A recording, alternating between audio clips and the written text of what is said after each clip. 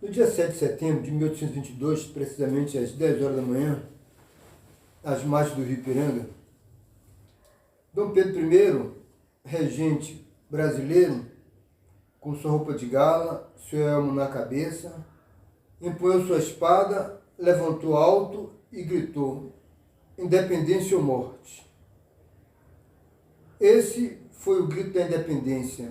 Vamos ver como é que aconteceu isso. Por que aconteceu esse grito da independência? Por que ele deu esse grito? O que aconteceu com isso? Olha, vamos voltar atrás. Dom Pedro, filho de Dom João VI, regente do Brasil, casado com Dona Maria Leopoldina, pode-se dizer até para a sorte brasileira. E Portugal é quem mandava no país. A coroa portuguesa é quem ditava todas as normas, como deveria ser e como deveria ficar o país. Já no século XVIII, houve uma tentativa de defesa, tentativa de grito da independência através da Inconfidência Mineira. Mas como foi um ato particular, pode-se dizer assim, não houve resultado nenhum que fizesse com que o Brasil se tornasse independente de Portugal. Portugal, por sua vez, dividiu o país em províncias. E cada província tinha o seu presidente para manter todas as normas atribuídas pela coroa portuguesa. Dom João VI foi embora para Portugal e deixou seu filho regente aqui, que era para gerir toda a nação brasileira. Mas, com o tempo, Portugal resolveu acabar com isso e fazer do Brasil novamente uma colônia, para que pudesse mandar e mantimentar. Dizer que o Brasil não era mais uma nação, não era mais um país, e sim uma colônia. E com isso, o Brasil não tinha autonomia para nada, porque quem mandava, continuava mandando, era a coroa portuguesa. Por outro lado, os portugueses precisavam que o Brasil se tornasse colônia, e também os ingleses. Por que os ingleses? Porque os ingleses eram a nação amiga, que o porto do Brasil foi aberto para as nações amigas. E a única nação amiga era a Inglaterra. A Inglaterra, por sua vez, precisava do ouro do Brasil para fortalecer o lastro do seu ouro, do seu dinheiro, da sua moeda. A moeda inglesa sempre foi a moeda mais cara do mundo. Hoje não é mais por causa do euro. Mas para isso precisava de um lastro de ouro, e o Brasil que tinha. E com essa ideia de Portugal terminar com o Brasil Estado, para ser o Brasil colônia, era bom para os ingleses, que eles já estavam até de olho de ser presidente, um dos ingleses ser presidente da província do Rio de Janeiro. Aí Portugal resolveu fazer uma Constituição em 1821. A Constituição seria Brasil e Portugal juntos. Mas iria convocar a Assembleia Nacional Constituinte. Como o Brasil era colônia, seria 70 deputados estaduais, 100 deputados federais do Brasil e 100 deputados de Portugal. Então foi a primeira vez que houve uma eleição direta no Brasil, foi em 1821, para convocar a Assembleia Nacional Constituinte. E foi feita a Assembleia Nacional Constituinte e os brasileiros puderam votar livremente pela primeira vez para deputado federal. A eleição só foi para deputado federal. Mas a Assembleia seria realizada em Lisboa, lá que era a sede do governo português, e consequentemente os deputados federais do Brasil iriam para lá. Mas o que ocorreu? Do Brasil para Portugal a viagem é longa. E quando os brasileiros conseguiram chegar lá, a Carta Magna já estava pronta. Os brasileiros não puderam nem mais opinar por nada, porque o Portugal é quem ditou todas as normas da Constituição. Então, os políticos liberais do Brasil viram logo que era difícil fazer parte dessa Assembleia Nacional Constituinte, porque eles não eram ouvidos, os brasileiros não eram escutados, eles não tinham direito a falar nada. Foi apenas uma farsa de Portugal para que a Constituição Brasil-Portugal fosse feita. E os deputados federais do Brasil e os deputados federais de Portugal. Bom, então o que aconteceu? Portugal continuou mandando. E Dom João VI já voltava para a Europa, para Portugal, para comandar a coroa. E queria de volta seu filho, para que o Brasil ficasse sem regente. De volta, Portugal. Dom Pedro, inicialmente, ele relutou muito para ir para Portugal. Mas a pressão foi muito grande da coroa portuguesa, mesmo porque as ideias eram de seu pai, o Dom João VI, ele não poderia ir contra as ideias do seu pai. Então, depois de muita luta, Dom Pedro resolveu voltar para Portugal. Mas acontece que Dona Maria Leopoldina, a sua esposa, como eu disse, para sorte dos brasileiros, foi a esposa dele, e a princesa regente, e gostava do Brasil. Não queria de forma nenhuma ir para Portugal. O que ela fez? Ela estava gestante, exatamente do seu filho Pedro II. E por isso, ela disse que não podia viajar por causa da sua gestação.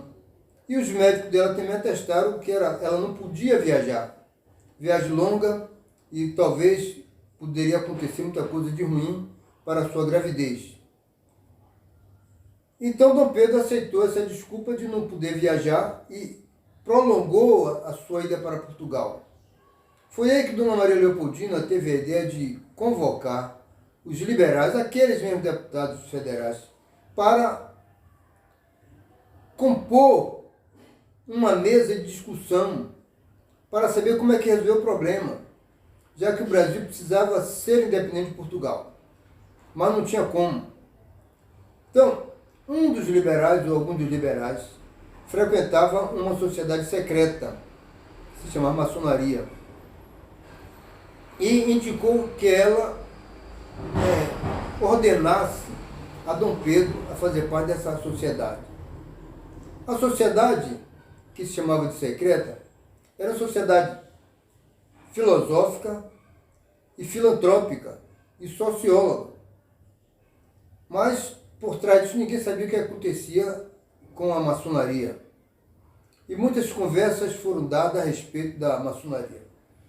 Quem fazia parte dessa sociedade era o ministro José Bonifácio de Andrade Silva, que era ministro de Dom Pedro.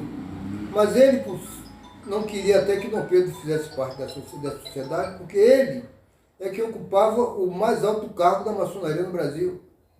Ele era o grão-mestre da maçonaria.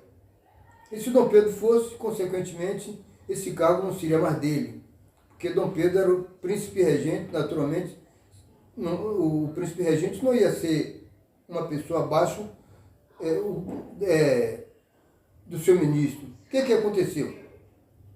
Mas Dona Maria Leopoldina, juntamente com os liberais, autorizou Dom Pedro a fazer parte da sociedade. Olha só, para entrar nessa sociedade, alguns pontos precisam ser observados.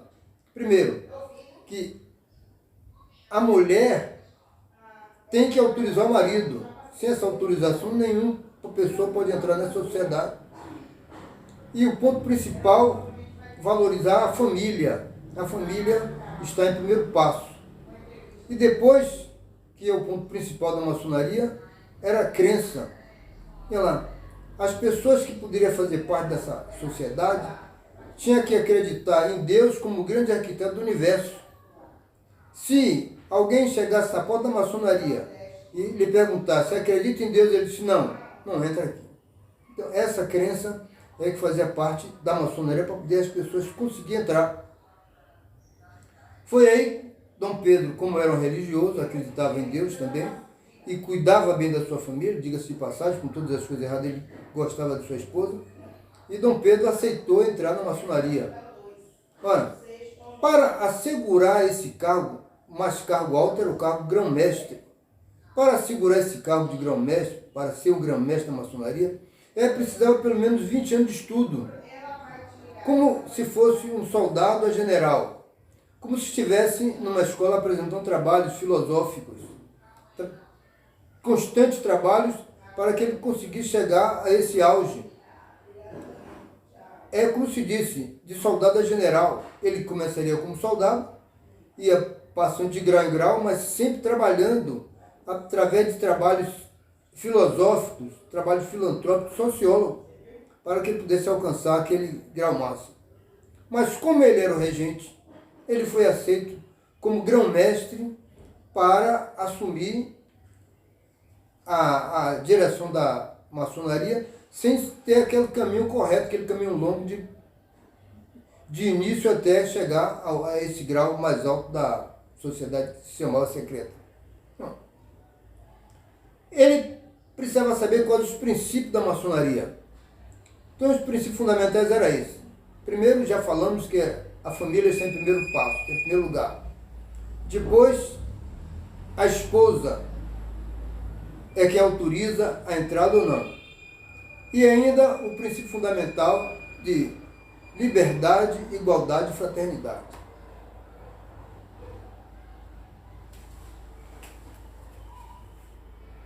Precisava. O que o Brasil precisava era de liberdade, era um dos princípios. A igualdade entre as pessoas e a liberdade e a fraternidade entre as pessoas. Então seria ótimo esse princípio, se acasalava muito bem com as ideias de Dom Pedro I.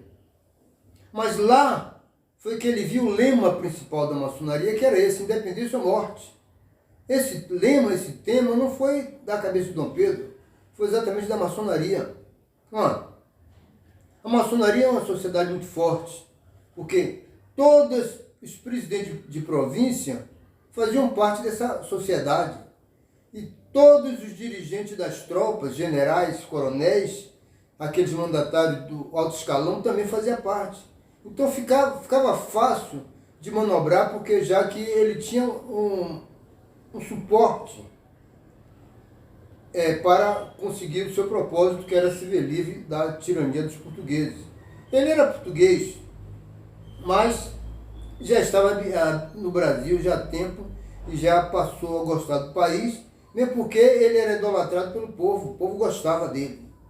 Como ele se relutou muito a ir para Portugal, ele não queria ir, mas Dona Maria Leopoldina mostrou para ele que o povo o idolatrava e que o povo gostava dele. E ela, junto com os liberais, os políticos liberais, conseguiram fazer uma abaixo-assinado, e 5.000 brasileiros assinaram esse abaixo-assinado. E ele ficou impressionado. Ele não sabia o tamanho do que ele gozava de prestígio junto ao povo brasileiro. Ele ficou impressionado quando viu todas as pessoas assinarem aquele manifesto e fazer manifesto nas praças. Todo mundo ia para as praças fazer manifestação a favor de Dom Pedro I, pedindo que ele ficasse no país. Depois dessa manifestação, ele não teve outra ideia, não teve outra oportunidade de se ficar. Foi aí que surgiu a história do dia do fico, que ele, na sacada do palácio, olhou para a população, fazendo suas manifestações, e disse: se é bem para o bem-estar do povo e felicidade geral da nação, diga ao povo que fico. Então, foi considerado o dia do fico. E nesse dia, ele foi consagrado como defensor perpétuo do Brasil. Ele já ganhou esse título de defensor perpétuo do Brasil, porque ele resolveu ficar no Brasil. Bom, o que faltava então para a independência? Unir as tropas junto aos pontos estratégicos do Brasil. Por exemplo, os portugueses estavam aquartelados no Rio de Janeiro. Eles foram mandados para os seus navios, para as suas caravelas. No Porto de Santos, a mesma coisa. Os portos principais eram o Porto de Santos, Praça 15, que era onde os portugueses ficavam aquartelados, e o Rio Grande do Sul.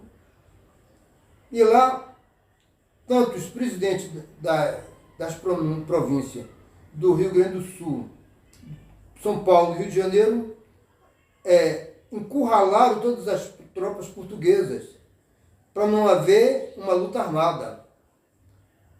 Só se sabe que o incêndio não se apaga assim tão fácil. Os focos ainda ficam em alguns lugares.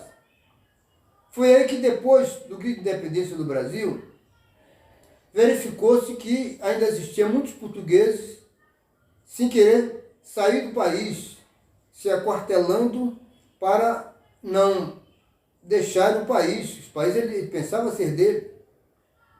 Isso só terminou em 1823, no dia 2 de julho de 1823, com a consolidação da independência do Brasil, que se deu no estado da Bahia, precisamente no Recôncavo Baiano e em Salvador. Evento que foi comandado pelo general Labatu e os grandes heróis da independência da Bahia, como a Madre Superiora, Joana Angélica, Maria Filipa, lá de Taparica, e aqui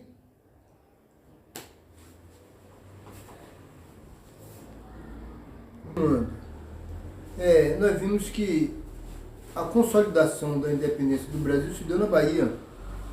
Como falamos dos grandes heróis, Maria Quitéria, Maria Filipa, General Labatu e a Madre Joana Angélica. Quer dizer, mas isso é outra história, que deve ser contada no dia 2 de julho. Mas para você ter ideia, foi o foco do incêndio que ficou do grito da independência. Só que lá, nas margens do Rio Ipiranga, não teve luta armada. Todas as tropas foram rechaçadas sem luta. Elas foram expulsas. Por quê? Porque teve a proteção de todos os presidentes das províncias, que tinha a sua garantia pelo pessoal da maçonaria. Então, aqui sim, aqui houve realmente, na Bahia houve a luta armada. Como eu disse, é uma outra história a ser contada no dia 2 de julho. Foi então que, de posse de todo esse reforço, que Dom Pedro se achou que era a hora certa, era a hora correta de fazer o grito da independência. Aquele grito simbólico. Mas, para isso, ele saiu do Rio de Janeiro, isso no dia 6 pela manhã, com sua égua e com a sua equipe, montado na sua égua com sua equipe, para São Paulo. Viajou o dia todo de cavalo, a noite toda, para chegar lá às 10 horas da manhã, mas o povo já o esperava, porque os presidentes da província de São Paulo já alertava, já convocava o povo. Então o povo já estava todo lá esperando, nas bairros do Rio Ipiranga, aquela manifestação que seria simbólica, mas seria real. E foi assim que, nesse dia 22, o Brasil livrou-se definitivamente do jugo português, naquele grito de independência, independência ou morte. Ora, o que é que necessitava agora? O Brasil fazia um documento para se tornar realmente independente perante a todas as outras nações. Foi aí que veio a ideia a bandeira nacional, a bandeira brasileira ser modificada. Já existia, mas a bandeira brasileira foi modificada, já que as províncias foram transformadas em estados e modificou toda a estrutura. E aí o Duque de Estrada fez o hino nacional brasileiro, a letra do hino nacional brasileiro. O que mais que fez para consolidar a independência do Brasil?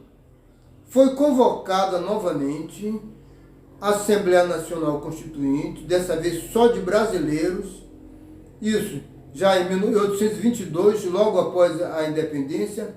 Em 1822 foi convocado a Assembleia Nacional Constituinte, que depois de realizada a Assembleia, foi feita em 1824 a sua primeira e grande Constituição, que deu origem as demais constituições que tivemos no Brasil.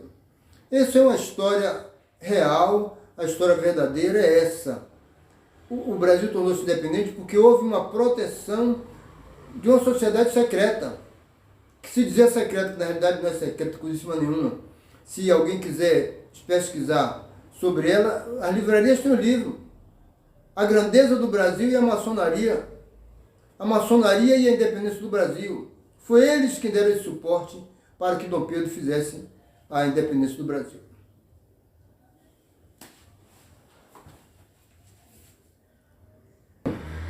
Para as pessoas, principalmente os alunos que não conhecem, locais para se visitar que se referem à independência do Brasil. Nós podemos dizer Pirajá, Cachoeira, foi onde se consolidou a independência do Brasil. E mais, o Convento da Lapa, onde foi a sede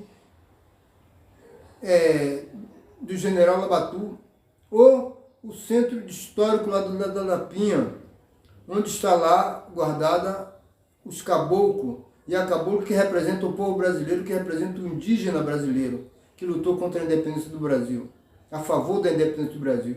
E mais a Praça Maria Quitéria, que fica na Liberdade, no Largo da Solidade. Isso são pontos principais que consolidou a independência do Brasil. E mais ainda, a Avenida 7 de Setembro. A Avenida 7 de Setembro é o ponto principal. Por isso foi chamado de 7 de Setembro, porque aquele é o ponto principal hoje, em homenagem exatamente à independência do Brasil, que criou a Avenida 7 de Setembro, que é a maior avenida que tem no Salvador, que começa em São Bento e vai até o Farol da Barra.